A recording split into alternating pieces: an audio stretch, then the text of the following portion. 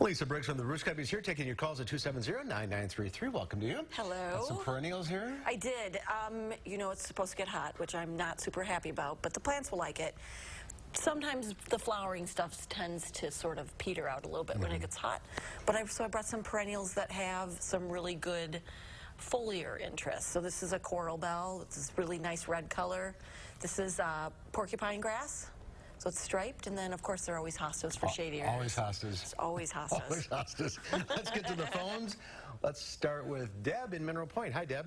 Hi. Hi. My question is, and I know she's had this a million times, but the burning bushes, if they don't have any leaves on the top, will they come back or will they not?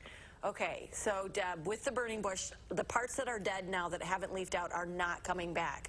But if your burning bush is well established, meaning it's been in the ground for several years, it's probably going to come back up from the roots. So go ahead by this weekend and clean out all of the stuff that's dead, and then you can shape it next spring. So you can whack it back pretty far and the roots will send up new growth. Of course, it'll take a couple years before it sort of evens itself out and is the size that you had when you left, but it'll get there eventually. It's just a wet summer and the last wet summer, yes. And the polar vortex. And the polar vortex, yes. All right, let's go to Deb in Madison. Hi, Deb. Hey, guys. Hi, what's your question? I want to know if I can cut down my bleeding hearts now that they're all turning brown and gone. Yeah, bleeding hearts, especially if they're in a location that's kind of sunny, they'll start to go dormant once it starts to get warm. So once they start to turn golden and brown, you can go ahead and cut them back, and they'll come back next year without a problem. They're done. They're done, though, yeah. Yeah, the first time I put them in, I said, what, you're dying already? But that's how it works. It's an early season perennial. All right, Judy from Madison. Hi, Judy. Hi. I have a question about a dwarf iris that I purchased, and it seems like every other year I may get blooms, although they're not the big blooms that I would like to see. But this year they did not bloom. And last year I believe they did, and the year before they did not. Is there something I can do? I cut the leaves back in the fall.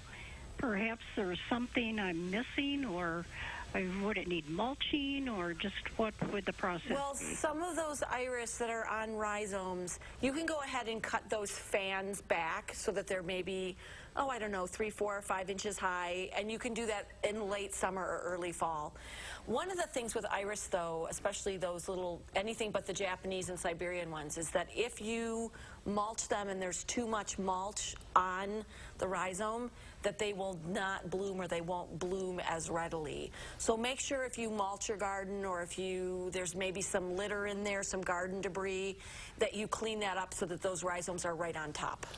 All right, let's go to Sherry in Milton. Hi, Sherry. What's your question? Sherry, you there? Yes. I get hyacinth plants as gifts. I let them die back. I plant them out, and they come up next spring, but there's no flowers, just the green leaf.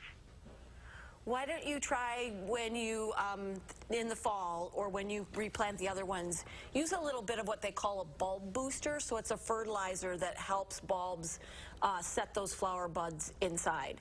I would also say, too, that if they were forced bulbs, sometimes it will take a couple years before they will have enough energy to set flower buds and to bloom.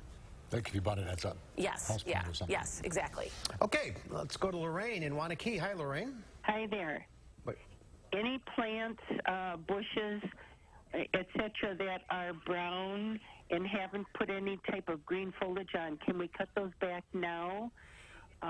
Should we cut that back, or should we just leave it because it looks half dead? You can go ahead and cut that stuff back on everything except oaks.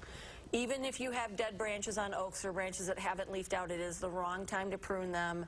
This pruning at this time creates wounds that might attract two-line chestnut borers, and that would cause oak wilt. So you want to leave those alone until the oak is completely defoliated and dormant. So after Halloween.